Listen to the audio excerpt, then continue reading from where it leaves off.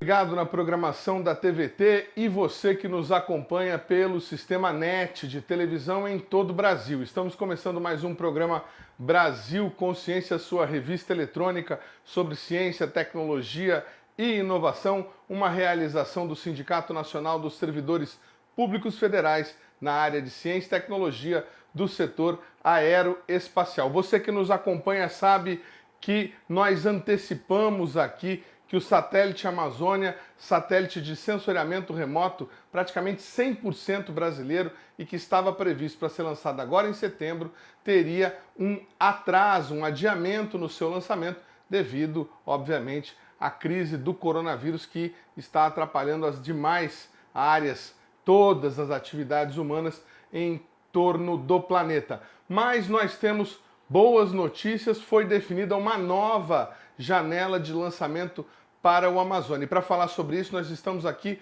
com o coordenador do projeto, da construção do satélite, o Adenilson Silva, que é um dos servidores do INPE que há mais tempo trabalha nesse projeto. Aliás, está no projeto do Amazônia desde a sua concepção. Adenilson, boa tarde, obrigado por você ter aqui atendido o nosso convite. E conta pra gente, ainda a última vez que a gente falou, você estava angustiado com a possibilidade do atraso do Amazônia, agora estamos todos um pouco mais relaxados. Boa tarde, Adenilson. Boa tarde, Edmond, boa tarde a todos que nos veem. Realmente, a última vez que nós conversamos, nós tínhamos um planejamento que considerava, como que se diz, uma eventual... eu nem chamaria de atraso, mas é uma impossibilidade, né, que a gente teve de ter o lançamento realizado em setembro. E toda essa situação que está hoje não afeta somente o satélite aqui em si. A gente, né, quem acompanha o noticiário deve estar percebendo que a situação na própria Índia, de onde o satélite vai ser lançado, também não está muito boa, estão tendo sérios problemas também. Então, eu diria que não houve um atraso no lançamento. O que foi feito um novo reagendamento para acomodar as circunstâncias que a gente está passando aqui no país e também no mundo, tá certo? Muito bem. E para quando que ficaria essa nova janela? Em qual período que o satélite deve ser lançado? Aí a gente aproveita para explicar o que é uma janela de lançamento, Adenilson. Sim. O que ocorre é que, para que o lançamento ocorra, a gente tem que ter tudo preparado, não somente a parte do Amazônia 1, mas tem que ter o veículo lançador, tem que ter a parte de rastreio terrestre, né? A gente tem que ter a parte de transporte, de logística, e tudo isso nós passamos mais ou menos os últimos 2 meses, né, colhendo informação e planejando. Então, hoje, uma janela de lançamento é um período no qual todos os atores, os principais atores, se preparam para que o lançamento possa ocorrer, né? O satélite possa ser transportado, o veículo lançador está pronto, o sistema de rastreio que vai rastrear tanto o satélite quanto o veículo lançador durante a sua trajetória inicial tem que estar pronto. Então, como é muito difícil se planejar exatamente um dia com tanta antecedência, se trabalha um período, normalmente de 30 dias. Tá? E a janela do Amazônia agora, ela foi estabelecida para fevereiro de 2021. Tá?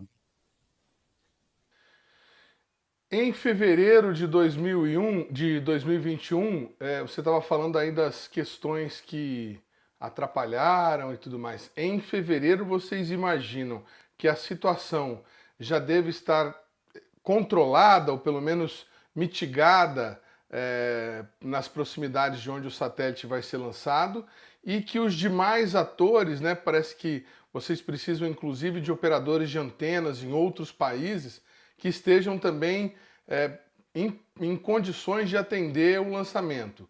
Agora, se isso não acontecer, se a pandemia se arrastar um pouco mais, vocês pretendem fazer um novo reagendamento? Há a possibilidade de fazer um outro adiamento? Então, o que ocorre, né, como eu disse logo no início, este fevereiro de 2021, ele não foi, como se diz, unilateralmente escolhido. Tá? Fevereiro de 2021 é uma data onde todos os principais atores acreditam que a gente vai ter condição de levar adiante esse processo de lançamento. O que tem que ficar, né, bastante claro e a gente tem que considerar é que nós temos que planejar. A gente tem que planejar e fazer com que todas as ações, tomar todas as medidas para que, na data prevista, a gente consiga fazer o lançamento. Se, por exemplo, o satélite tem que ser enviado para a Índia 2 meses antes do lançamento. Se 2 meses antes, ou nós não tenhamos condições sanitárias seguras na Índia, ou se não tenhamos, por exemplo, voos, hoje, se o lançamento fosse mantido para setembro, na data de hoje, o satélite já deveria estar na Índia. Mas a gente sabe que não tem voo comercial. O país está fechado para voos comerciais. Então, é por isso que, logo no início, eu comentei que não houve um atraso, mas sim uma conjuntura de fatores que levaram a esse adiamento. E esse adiamento não é uma decisão unilateral. Todos os atores se conversam e verificam quando que é possível fazer o lançamento. Então, em resumo, nós estamos planejados, acreditamos que em fevereiro tudo deve ser possível, não somente o INPE, não somente o Brasil, né, todos que trabalham, mas todos os atores. Chegando mais próximo, se a situação não melhorar, vamos ter que sentar e conversar. Imaginando que tudo dê certo para ser em fevereiro, quando é que o satélite estaria embarcando para a Índia, o que ele já deveria estar se fosse em setembro, como você disse há pouco? Ele está previsto para ocorrer o embarque em dezembro. Em dezembro, perto das festividades de final de ano, vocês vão fazer aquela operação de logística. Bom, há males que vêm para bem. O adiamento ou o reagendamento, como você definiu, permitiu aí um pouco mais de tempo para vocês realizarem com mais calma todos os testes. A gente já mostrou aqui no programa, os testes são exaustivos, são feitos testes de todos os componentes para evitar que o satélite dê algum problema lá no espaço onde não dá para mandar manutenção. E pelas informações que a gente recebe aí do INPE, havia 3 últimos grandes testes para serem feitos. Vocês já fizeram 2, é isso, Edenilson? Sim, exatamente. Na verdade, é bastante interessante essa pergunta, porque em 17 de março, que foi, ou por volta disso, eu não estou exatamente seguro, mas seguramente foi na segunda quinzena de março que quando começamos a ter as limitações mais severas da pandemia, nós estávamos exatamente dentro do cronograma em que estava previsto o embarque do satélite no dia 9 de julho para a Índia. Então, o que aconteceu foi que realmente a gente teve que tomar diversas medidas. Nesse período todo de pandemia, não significa que não foram feitas atividades, porque a gente tinha que garantir a integridade do satélite. né? Não se pode abandoná-lo dentro do laboratório. Então, foram feitas operações de condicionamento de baterias, coisas desse tipo, e foram feitas também atividades que poderiam ser executadas remotamente. E nesse conjunto de atividades foram feitos preparativos para os 3 grandes testes que você mencionou, que era o teste de vibração mecânica, né, que visa fazer o último teste para garantir que o satélite vai chegar íntegro em órbita, né, porque ele já foi qualificado, então a gente só faz um teste de aceitação. Foi feito já, e esse teste ele é feito, como a gente chama, nos 3 eixos do satélite, né, que é feito nas 3 direções. Então, é uma campanha bem extensiva de teste. Fizemos o teste acústico e agora a gente está na fase de alinhamento, né? Depois que você vibrou tudo, a gente tem que verificar se nada desalinhou, se tudo está como antes do teste, e também nos preparando para o teste de termovac, que é a última grande campanha de teste ambiental que a gente tem que passar. Depois do teste de termovac, obviamente, vão ter alguns testes funcionais para verificar que não houve degradação nenhuma e, basicamente, daí para frente é preparativo para ir para a base de lançamento. Certíssimo. Bom, você separou aí algum vídeo para mostrar para a gente desses testes? Você pode mostrar, Denilson, por favor? Sim, claro. Eu preparei um teste de vibração, um teste de abertura de painel. Legal, vamos acompanhar então. Solta aí para a gente poder ver. Então tá. Esse é um teste de aceitação da vibração senoidal no eixo G, então a gente vai começar a ver agora. Iniciando varredura em 5 Hz.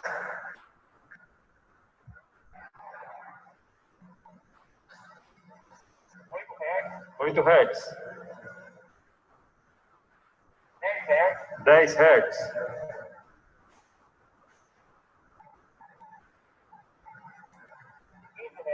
15 Hz.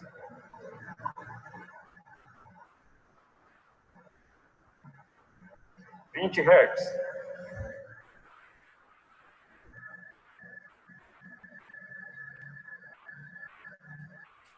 30 Hz.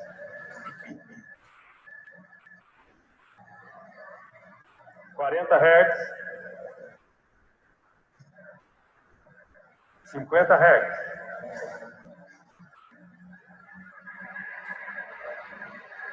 60 Hz.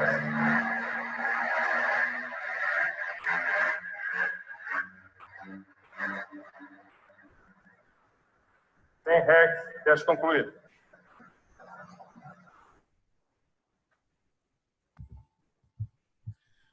O que foi isso aí, Adenilson? Explica pra gente, porque essa contagem aí começou com 5 Hz, foi até 100 Hz. É feita uma varredura de uma faixa de frequências até 100 Hz, que é o que é excitado lá pelo veículo lançador. E o interessante é o seguinte, a frequência natural, quando ela vibra, está entre 60 e 70 Hz, a primeira frequência. Então, uma das frequências. Então, quando a gente passou por essa faixa, a gente escuta um barulho realmente muito alto, que é quando o satélite está sendo excitado na máxima vibração ali, porque é a frequência natural. Então, aquele barulho ali foi quando o satélite passou por uma das suas frequências naturais. Tá? E, felizmente, como a gente viu, não aconteceu nada e ficou tudo como eu esperava. Porque quando passa por esses pontos de frequência natural, é onde tem o maior risco de quebras. Perfeito. Bom, a gente ouviu lá, parecia um barulho de uma motocicleta lá dentro do LIT, né? Um grande barulho, mas apenas 2 pesquisadores, acho que é por conta da limitação que você falou ali, da questão da Covid, a precaução para não ter muita gente trabalhando. Mas visualmente, né, praticamente não tinha uma grande variação de altura. É uma mínima mexida para simular as condições dentro do foguete? Essa é a impressão de um leigo como eu, por exemplo. Sim, é que, na verdade, primeiro que a câmera ela estava um pouco afastada, então não estava, como é que se diz, em close ali. E segundo, é o seguinte, realmente as vibrações nesse nível de frequência é praticamente imperceptível. E, por incrível que pareça, aquele barulho era barulho do satélite, era o satélite que estava emitindo aquele barulho. E outra boa observação sua, realmente a gente está trabalhando com um contingente muito limitado, somente pessoas que são mandatórias para que alguma atividade seja feita, e estamos utilizando bastante essas ferramentas de trabalho remoto. Inclusive, durante os testes, algumas pessoas estavam acompanhando remotamente e analisando os resultados. Teve algum caso de Covid na equipe, Edenilson, durante esse período em que vocês estão trabalhando com satélite? Não teve. Teve, como que se diz, algumas pessoas apresentaram sintomas, porque os sintomas são bastante, como é que se diz, característicos, né? Muito parecido com gripe, resfriado, essas coisas. O que nós observamos foi que algumas pessoas apresentaram sintomas, né? Foram realmente imediatamente afastadas, isoladas, e no último caso que a gente teve aí foram testados um grupo de pessoas, e nesse teste, que é o teste molecular, né, que foram feitos 2 tipos de testes, e no teste molecular, que é o PCR, foram todos negativos, ou seja, não temos nenhum caso positivo na equipe. Legal. E aí você tem outro teste para mostrar para a gente, tem o segundo dessa lista de 3 que vocês já fizeram também, não é isso? Sim, esse outro teste é um teste bastante interessante, que depois que a gente passou aquela vibração lá, né, o satélite estava com o painel fechado, e uma das atividades críticas do satélite, logo que ele é lançado, é abrir os painéis. Então, depois que terminou o teste de vibração, a gente fez um teste de abertura de painel. E esse é bem interessante também, porque foram, inclusive, executados os comandos que disparam os pirotécnicos, né, que cortam os parafusos para liberar o painel. Então, é o teste mais realista que a gente tem. Vamos acompanhar então, Adenilson, solta aí para a gente poder ver como é que foi o pirotécnico. Pirotécnico, para quem não sabe, pirotecnia é fogo de artifício, que a gente conhece por aqui. Mas eles têm uma explosão lá que vai fazer liberar o braço mecânico do satélite. Vamos acompanhar. Então, esse é o teste de abertura.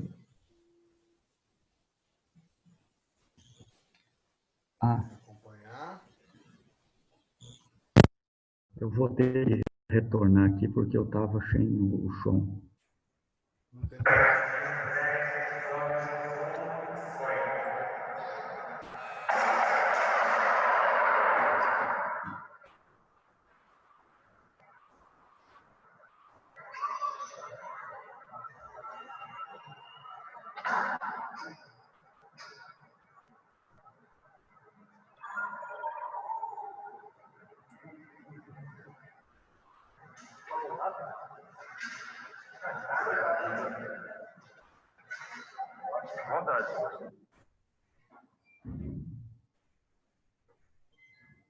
Muito bacana. Explica pra gente aí, Adenilson. Teve um barulho e depois esse braço mecânico com esses 3 painéis se abriu. O que é isso aí?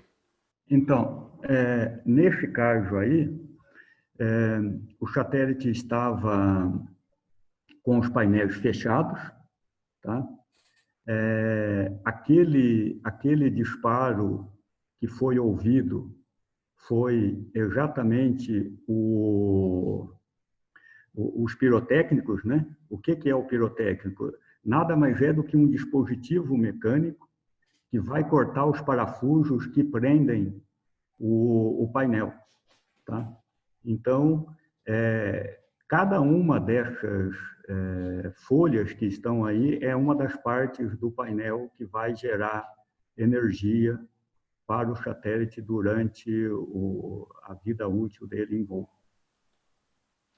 Muito bem, Adenilson. Muito obrigado mais uma vez por você ter transmitido aí as informações sobre o satélite Amazônia. A gente continua monitorando, aguardando ansiosamente por informações desse programa e desejando agora que tudo caminhe perfeitamente até o lançamento. Obrigado, Adenilson. Boa sorte, viu? O programa Brasil Consciência vai para um rápido intervalo e a gente volta já já com informações sobre o outro satélite brasileiro, o Cibers 4A, lançado no ano passado, que terminou a sua fase de calibração. É um instante só, não saia daí.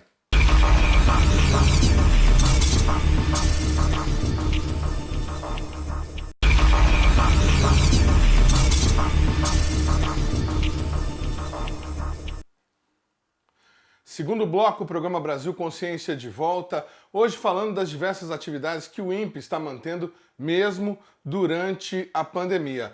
Depois de aproximadamente 7 meses, terminou a fase de calibração do satélite Cibers 4A, aquele que foi lançado em dezembro do ano passado, como você viu aqui no programa Brasil Consciência. E é sobre o fim dessa etapa do trabalho que nós vamos conversar agora com o pesquisador Júlio Dauge, que nos fala diretamente de casa, né, Júlio? Está em home office também, como todo mundo. Sim, Edmond, boa tarde a todos que nos acompanham. Essa é a realidade, né? É o melhor que nós podemos fazer. E se engana, eu até digo isso às vezes, assim, outros colegas ficam, pô, mas você não está sentindo que vocês estão trabalhando, a gente está trabalhando mais do que a gente, né, fazia presencialmente? E olha, eu acredito que sim, Essa é uma impressão generalizada. Já recebi esse mesmo retorno de mais de uma pessoa, inclusive o SINCT vai realizar, nós estamos fazendo essa gravação antes, vai realizar nessa semana, no dia 30/7, uma live falando sobre a questão do trabalho durante a pandemia, o trabalho remoto. Mas, Júlio, vamos falar para as pessoas sobre a questão da calibração do satélite Cibers. A gente já explicou nesse programa, eu vou resumir para o nosso telespectador. Depois que lança o satélite, depois de todos aqueles testes que são feitos lá nos laboratórios do INPE, existe uma fase em que eles lá no espaço têm que ajustar, afinar o instrumento de acordo com o que o satélite vê, com o que o satélite fotografa da Terra. Vamos perguntar para o Júlio como é que foi essa fase de calibração, se o satélite passou nos testes e o que a gente pode esperar dessas imagens do novo Cibers que está em órbita. Olha, você já descreveu de uma forma bem apropriada, né, aquilo que se dá logo após o lançamento, né? Nós costumamos fazer uma divisão macro entre, quando se fala da equipe que está envolvida, né, no lançamento de um satélite desse porte. Então, nós temos, por exemplo, o segmento espacial, com vários colegas que lá trabalham, e depois o segmento solo. O segmento solo é quebrado em 2 bloquinhos, tem a parte de rastreio e controle, e tem a parte a qual pertenço, que é o segmento de aplicações, né? Afinal de contas, o investimento desse porte não se pode abrir mão jamais de que as imagens resultantes, de fato, sirvam bem ao fim a que se destinam, né? Monitoramento ambiental, enfim, as diversas aplicações que são possíveis. Então, logo após o lançamento do satélite, que ocorreu em 20 de dezembro de 2019, né, praticamente no Natal do ano passado, existe aí um período que varia um pouco, às vezes de 1 semana a 10 dias, em que um pequeno comissionamento, digamos assim, é feito do ponto de vista mais de controle e rastreio e das atividades do segmento espacial. Tá? Na verdade, no caso do Cibers 4A, levamos praticamente 10 dias. Então, a gente fechou o ano de 2019 com essa primeira fase, desse primeiro comissionamento pequeno, né? Mas super importante, sendo realizado com sucesso. Ou seja, colocação na órbita nominal do satélite, aquisição correta de energia pelos painéis solares, armazenamento correto de energia. Então, durante esse primeiro período, que durou 10 dias, todos os subsistemas são ligados. Então, analisa-se, digamos assim, a saúde do satélite, e para que se possa dar um primeiro, digamos assim, carimbo de aceitação no sentido de, bem, agora, pessoal do segmento de aplicações, toma que o filho é teu. Ele está na órbita correta, na órbita nominal, todos os subsistemas já foram testados, saúde perfeita, o satélite está em boas condições, né? Então, isso ocorreu exatamente na virada do ano. E foi aí que entrou em cena esse grupo ao qual eu pertenço, um pequeno grupo, que é o segmento de aplicações do programa Cibers. Claro que, ao falar isso, não entendam jamais que o segmento espacial deixou de trabalhar, o pessoal de rastreio e controle deixou de... Não, não é isso. É simplesmente uma questão de quem, digamos assim, vai estabelecer as demandas mais prioritárias de agora em diante. Aí começa, então, essa fase de comissionamento propriamente dito, que durou 6 meses, praticamente, né? Foi de janeiro, agora estamos fechando em julho. Amanhã nós faremos a reunião formal, remota, né? Com uma banca estabelecida de colegas que são convidados. Então, amanhã esperamos que, mais ou menos nesse horário em que estamos falando hoje, o INPE já tenha declarado o satélite plenamente operacional, com a caracterização de suas imagens, a validação da qualidade radiométrica e geométrica dessas imagens, né? Então, em termos assim sucintos, essa fase de comissionamento, é bom explicar isso, as pessoas perguntam, tá? Mas outros satélites, o comissionamento durou 3 meses, 4 meses, dessa vez foi 6. Há alguns detalhes técnicos que, se for o caso, depois a gente menciona, né? Por exemplo, esse é o primeiro satélite da série Cibers que tem uma manobra que ele pode fazer em torno do eixo, de um dos eixos do controle de atitude dele, que nós chamamos de side sliotar. A manobra em side sliotar, ele gira 90 graus em torno do eixo, digamos assim, que aponta para o nadir, na vertical de observação da Terra, e aí ele ele faz uma cobertura, tirando imagens, né? Com essa posição, digamos assim, esquisita. O satélite girou 90 graus para quê? Isso, na verdade, é um mecanismo que já existe a bordo do Landsat 8 americano. Então, nós resolvemos, né, que seria oportuno ter isso no Cibers 4 lá.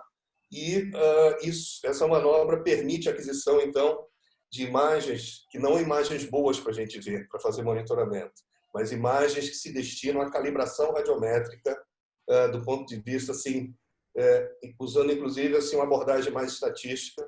Então, se consegue em pouco tempo, eu não preciso de tantas imagens assim, né? Essa é a grande vantagem de você poder fazer essa manobra. Então, a gente tinha esse mecanismo, então foi a primeira vez que nós lidamos com isso, né? E aquilo que nós imaginávamos fazer em 1 mês acabou durando o dobro, porque como era a primeira vez, então qual foi o raciocínio dos colegas do segmento espacial, que eu achei muito correto? Não, vamos fazer a manobra, mas não vamos ligar nenhuma câmera. Vamos observar a saúde do satélite, vamos analisar de novo todos os subsistemas. E tudo isso tem que ser programado, né?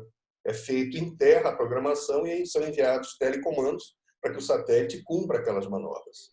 Então, acabou atrasando um pouquinho, mas o resultado foi muito positivo do ponto de vista de permitir uma avaliação radiométrica das imagens, como eu falei, num tempo mais curto. Eu não preciso de tantas imagens assim, porque ao fazer esse giro, todos os detetores de cada uma das 3 câmeras, eles varrem o mesmo ponto da superfície da Terra.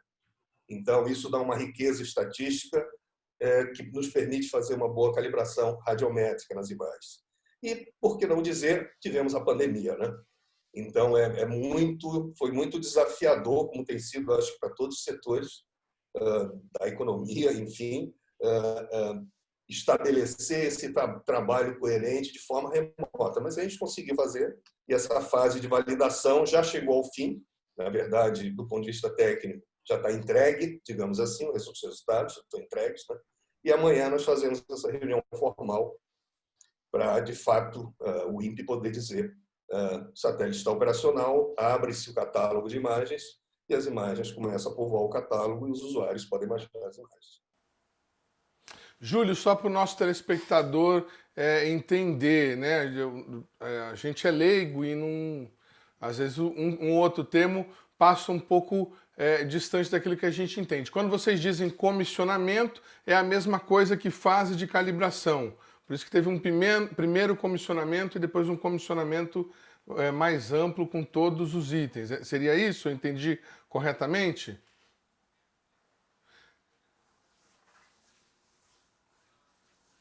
Esse termo mesmo, comissionamento, apesar dos colegas assim usarem siglas que são termos em inglês, que é natural que se use, porque a gente está, né, isso é uma cooperação com a China, né? Então a língua natural da cooperação é o inglês, então a gente acaba usando isso, né? Mas entenda-se dessa forma, o comissionamento pequenininho, que é aquela análise da saúde dos subsistemas e colocação na órbita correta, foi feito em 10 dias, e o comissionamento, esse que diz assim, agora vamos ligar as câmeras e sistematicamente começar a adquirir imagens sobre o Brasil e sobre a China, porque as antenas chinesas estão lá, né? E isso é o que durou esse tempo maior, em que várias imagens são adquiridas, têm que ser analisadas do ponto de vista da sua radiometria e do ponto de vista também da sua geometria. Geometria que a gente diz, é até mais fácil explicar geometria para os colegas assim de outras áreas. Quando a gente fala que uma imagem tem uma boa geometria, significa que ela está corrigida e ao baixá-la do catálogo, quando eu vou para o meu programa, para o meu software, para a minha ferramenta de software de preferência, e quero ver aquela imagem junto com outros dados que foram medidos no campo ou extraídos de mapas, as imagens casam com os dados. Então, a boa geometria significa eu importo a imagem, baixo a imagem do catálogo do INPE, vou para o meu ambiente de trabalho e não tenho que fazer muita burocracia adicional em termos de fazer com que a imagem apareça no lugar certo, de forma coerente com as demais informações, né, que eu quero analisar junto com aquela imagem. Muito legal, Júlio. Você estava explicando aí agora há pouco sobre a questão essa calibração. Você tem alguma imagem aí que você possa mostrar para a gente? Uma imagem torta, depois ela calibrada, para a gente poder comparar, alguma coisa assim, não? Eu estava preparado já para essa pergunta tua, mas eu vou te responder de duas formas. Como a nossa reunião formal de comissionamento, né, é amanhã, tá? Então eu prometo que amanhã à tarde eu posso te mostrar tudo aquilo que será mostrado na reunião formal do comissionamento. Mas eu posso mostrar agora, não tem problema. Se você visitar o site do INPE, eu estou com a página inclusive aberta aqui. Então essa aí, isso não tem problema nenhum, já mostrar porque está público já, né?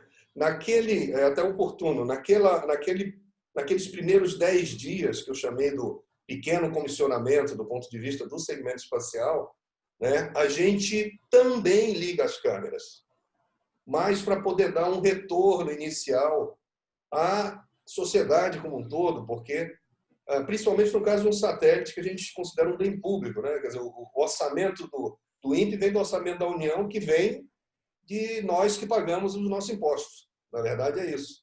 Então, lançou o satélite, assim que, mesmo que ele ainda não esteja na órbita final dele, a gente acaba ligando as câmeras para poder dar uma satisfação. Ó, tá vendo?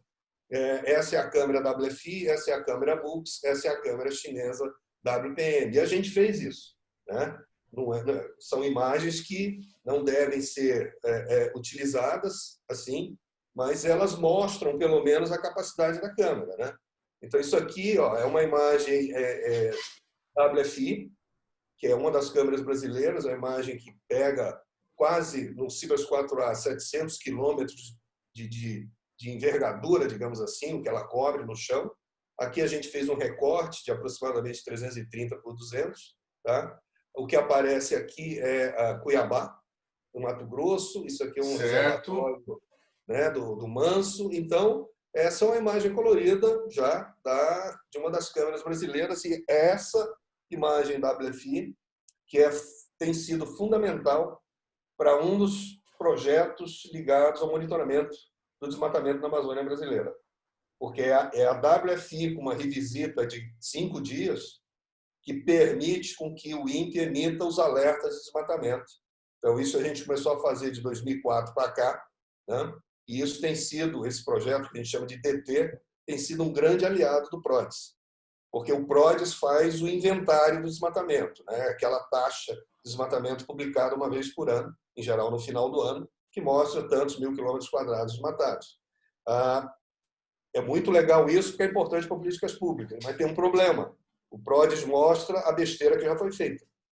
Então, com imagens dessa natureza que voltam a me permitir enxergar detalhes que eu já tinha enxergado 5 dias atrás, eu consigo abrir mão de um cálculo preciso de área e emitir alertas para o IBAMA, mesmo que eu erre um pouquinho na área.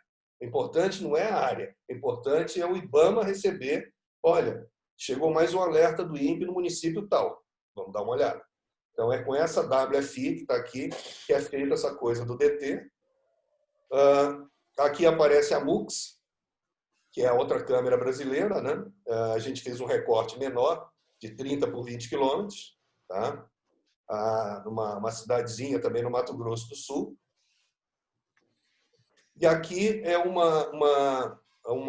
é a banda pancromática da câmera chinesa, que já enxerga detalhes assim. Essa é uma câmera, digamos assim, promissora, talvez, para estudos em áreas urbanas, né? Ela tem essa banda pancromática com 2 metros de resolução, então você consegue começar a ter condições de enxergar detalhes menores numa estrutura urbana, né? Então, é basicamente isso. Isso aqui foi enviado pelos colegas chineses, tá? É a câmera WPM deles já colorida.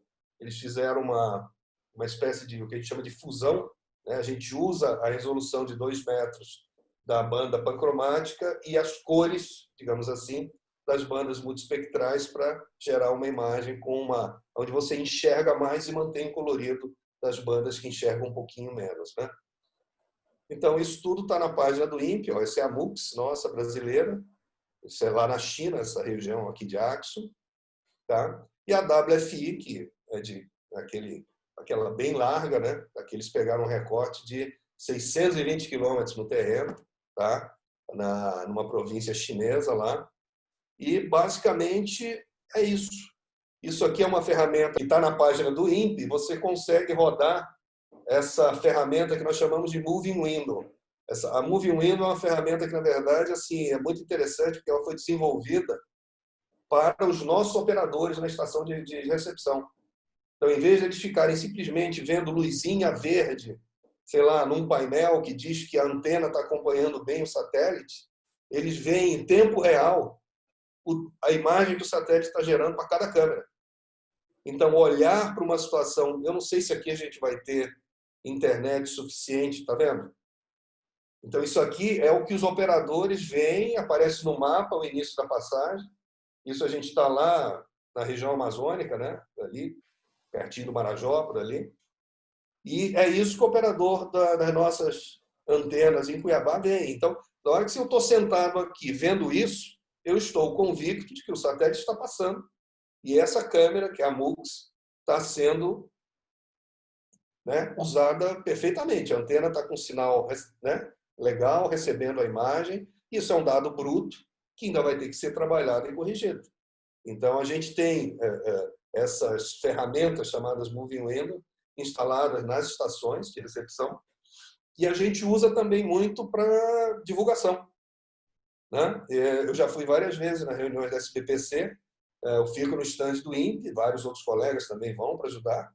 Eu levo um laptop, um computador, certo? Em que as passagens do satélite já estão gravadas no disco do computador, aí não é mais tempo real. Mas a gente simula o que seria um tempo real rodando essa ferramenta ao vivo. Isso é legal, assim.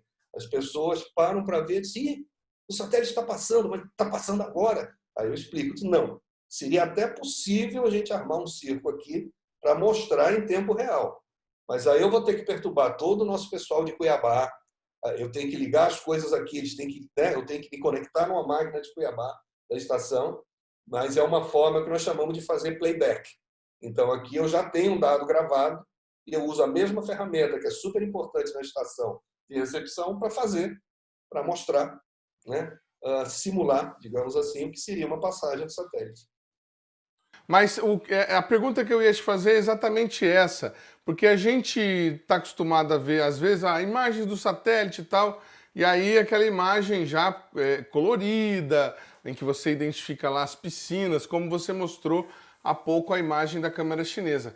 E aí você mostra aí o que seria, né, a imagem em tempo real, aquela que o operador está acompanhando, e você vê uma imensidão de verde, né? Esse processamento, essa calibração que você falou, ela vai permitir que transformar essa imagem aí naquela imagem lá que a gente viu anteriormente. Esse é um pouco do trabalho. Ou você poderia explicar o que é feito esse processamento? Aqui já é uma movie window mostrando a WFI do 4A. Tá? Então, aqui onde tem Color Composition, isso significa que a banda 15 está no canal vermelho, a 16 está no canal verde e a 14 está no canal azul.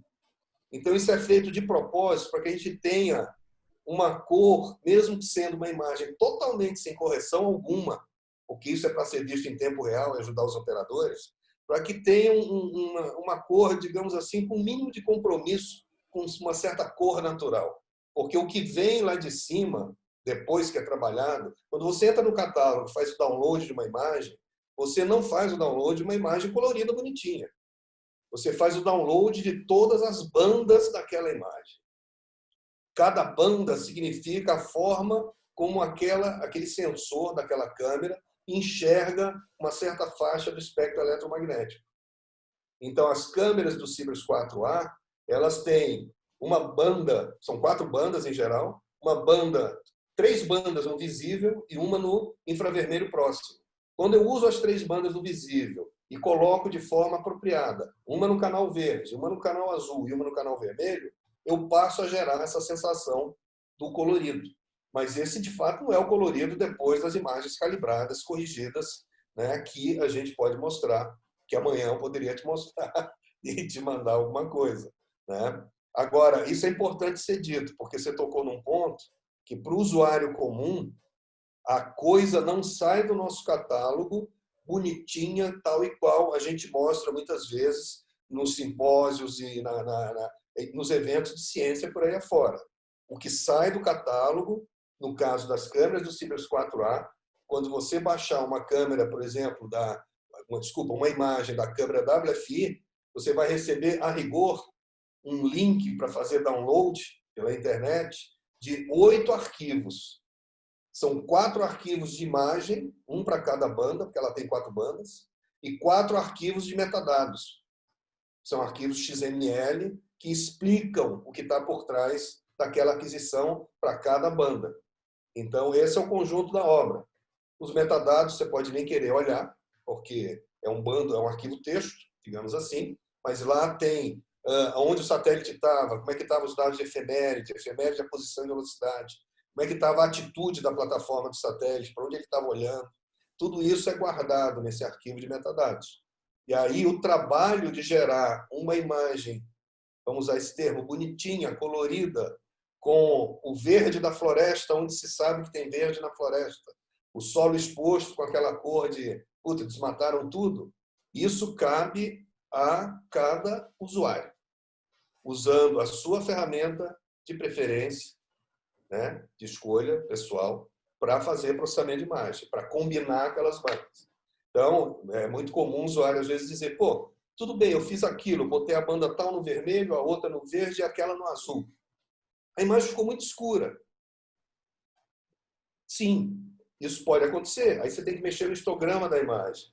Aí já entram as técnicas de processamento de imagem que têm que andar juntas. Então, isso é importante dizer, eu sempre falo isso muito, quando a gente está mostrando essas coisas nessas reuniões, digamos assim, que você tem a chance de interagir com um cientista, mas tem a chance de interagir com uma senhora que nunca tinha visto imagens de satélites. São as reuniões da SBPC, né? Eu acho fantástico assim, a gente ter a capacidade de mostrar para o cidadão comum coisas numa linguagem um pouco mais tranquila, né? Assim, mas, Edmond, por enquanto, o que eu posso te dizer é que todas elas estarão no catálogo a partir do dia 1º de agosto. Muito bacana, Júlio. A gente imagina que é só mandar o satélite para o espaço, colocar um celular nele e ele sair fotografando a tela. Tem um trabalho de calibração e processamento das imagens para poder utilizar. Não basta ter a imagem, é preciso saber processá-la. Obrigado, Júlio, mais uma vez por ter nos atendido. O programa Brasil Consciência vai para um rápido intervalo e já a gente volta com uma iniciativa de pesquisadoras do INPE para popularizar a ciência. Um instante só, não sai daí.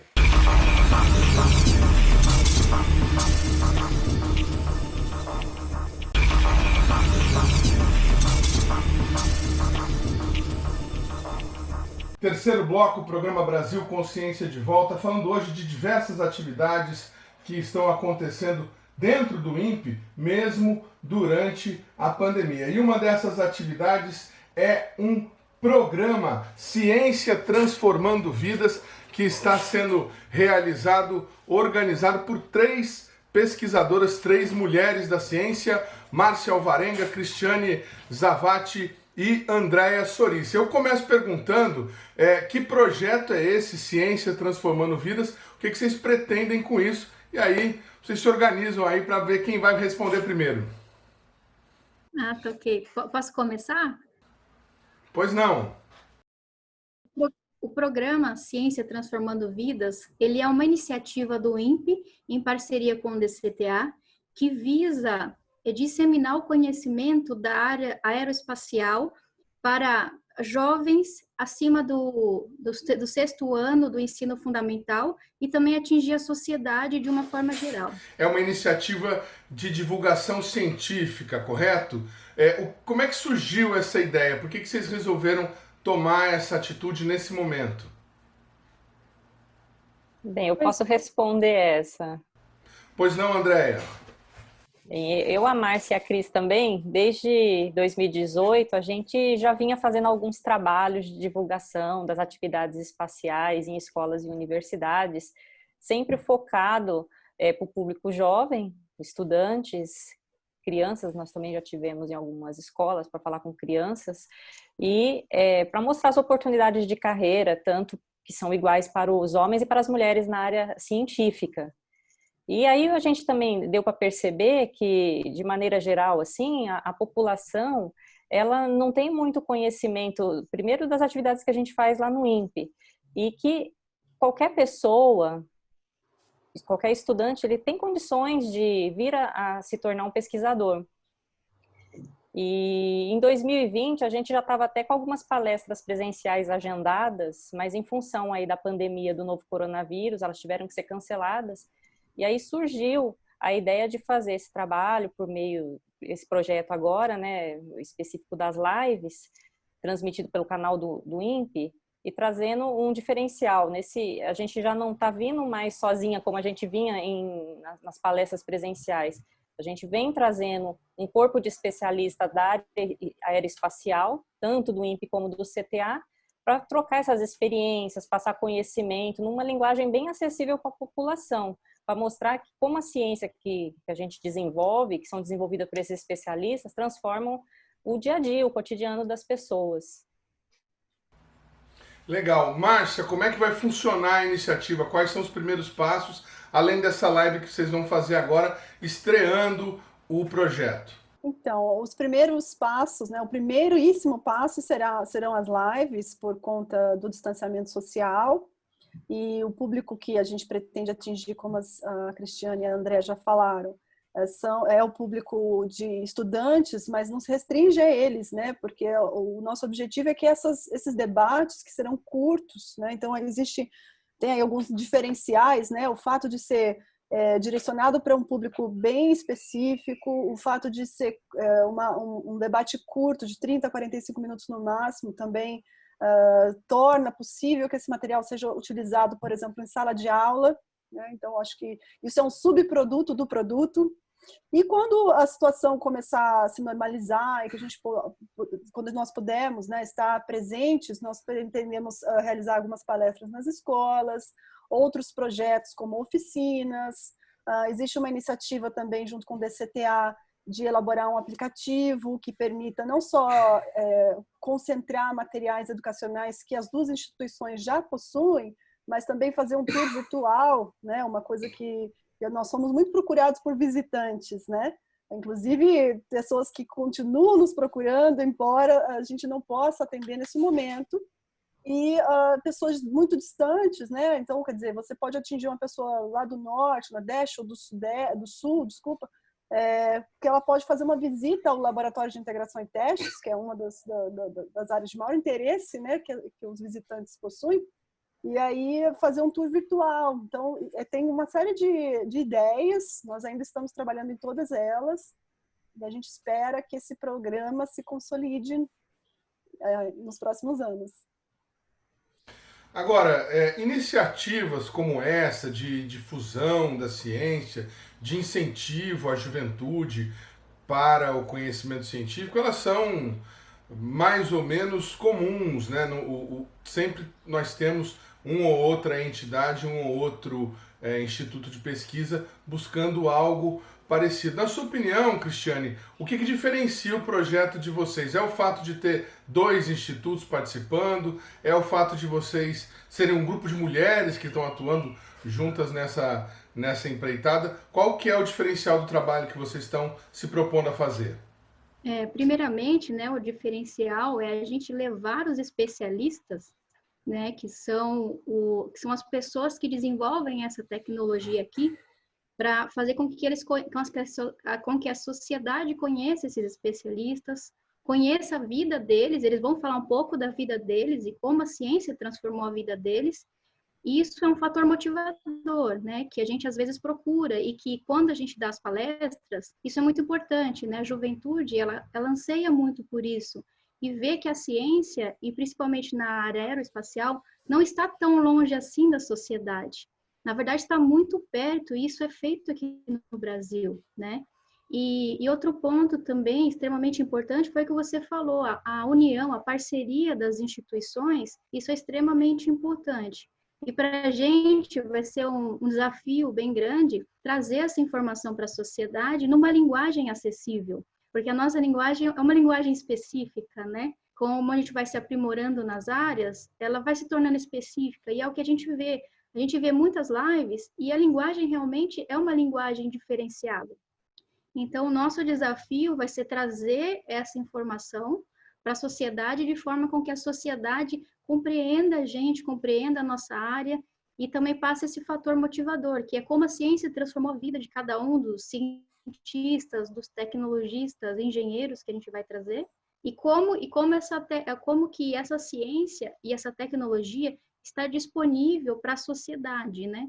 Para que a sociedade possa ver no seu dia a dia o ganho de investimento na ciência e tecnologia. Legal. Então, o que vocês prepararam para essa primeira live, Andréia? Quem que vocês vão trazer ou serão apenas vocês? Essa primeira live, na realidade, ela é para apresentar o programa, o que vem a ser o programa Ciência Transformando Vidas.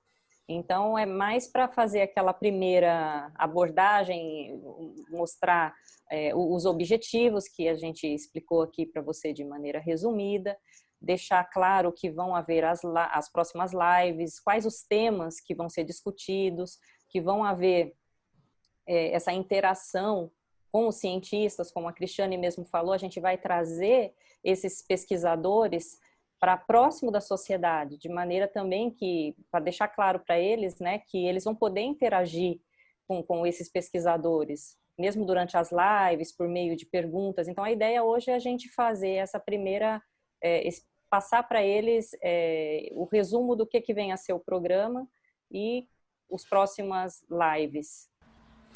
Nós estamos falando de live por enquanto por conta da pandemia, mas vocês já disseram que futuramente aí serão palestras presenciais, vocês vão levar o pesquisador lá, de repente, não sei se eu entendi corretamente, mas a ideia é até ir às instituições de ensino fazer as palestras ou levá-los ao INPE para assistir lá.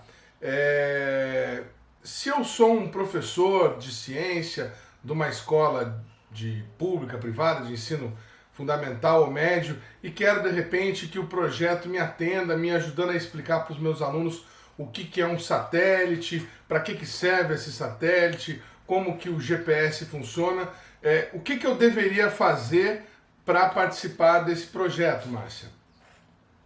Bem, todos os debates, né, nos debates a gente vai estimular os telespectadores, né, os internautas, a inclusive propor, né, assuntos que possam ser de interesse, né, porque a gente está aqui, nós estamos aqui em São José dos Campos, né, mas pode haver escolas que estão longe e que pretendem, que gostariam de obter esse conhecimento. Então, na verdade, o distanciamento nos empurra, né, nos motiva, nos impulsiona a buscar soluções que vão resolver problemas que há muito tempo já existiam, né? Então, a gente recebe visitantes no INPE, por exemplo, mas são restritos, em geral, à região sudeste, né? Até tem pessoal da região centro-oeste, mas é muito raro.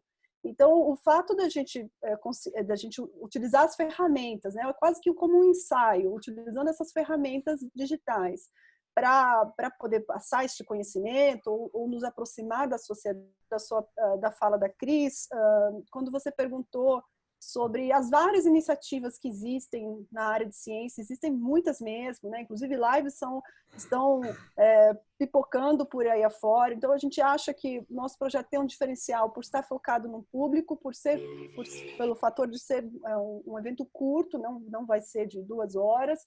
E tem uma coisa importante, né? Existe um estudo do Centro de Gestão e Estudos Estratégicos, que é o CGE, que fala sobre a percepção da sociedade em relação à ciência. Embora a gente fale que tem muita coisa de ciência, a sociedade ainda existe na sociedade uma deficiência sobre o que é essa ciência, né? Eu vou dar um exemplo que eu sempre dou, que é típico, né? Você pergunta para uma pessoa comum, né, qual é o nome de um cientista brasileiro. Raramente as pessoas se lembram do nome de um cientista brasileiro. Então, não é suficiente, embora sejam muitas, elas ainda não são suficientes, né? Então, a gente tem que tentar. A ciência ela é feita de tentativas também, né? Tentativa e erro. A gente tem que tentar. Se esse produto a gente vê que tem valor, que foi bem consumido, que teve um resultado legal, a gente continua. Ou então a gente remodela. A gente está aqui para aprender também, assim como você aprende fazendo a ciência, né? Nós estamos aqui para aprender a lidar com esse público que não nos é familiar, porque eu não sou educadora, a Cristiane também não, a Andréia também não, mas a gente conta com alguns apoios, né, de professores, de filósofos, a gente está tentando integrar saberes também. Então, embora haja, assim, são muitas iniciativas, e é verdade, o Ministério, inclusive, tem uma secretaria, né, o Ministério da Ciência, Tecnologia e Inovação tem uma secretaria para a popularização da ciência, mas eu acho que nunca vai ser muito. A gente sempre precisa mais. Muito bem, nós estamos fazendo essa gravação antes da primeira live do projeto Ciência Transformando Vidas ir ao ar. Você que estiver nos assistindo e quiser conferir o que foi feito na primeira live, deve acessar o canal oficial do INPE, que está aí para você na tela nesse momento. Lá você vai poder assistir a live e inclusive ter informações sobre o projeto e sobre os novos compromissos, as novas lives. O programa Brasil Consciência de hoje vai ficando por aqui. Você que nos acompanha pelo Facebook deve continuar acessando a nossa página aí no Rádio SINDI-CT, e você que gosta de ver todo o nosso conteúdo, assistir, reassistir os nossos programas, continue nos vendo aí pelo YouTube, que está o endereço para você na tela nesse momento. Muito obrigado pelo carinho da sua companhia, pela sua audiência, e até a semana que vem. Tchau!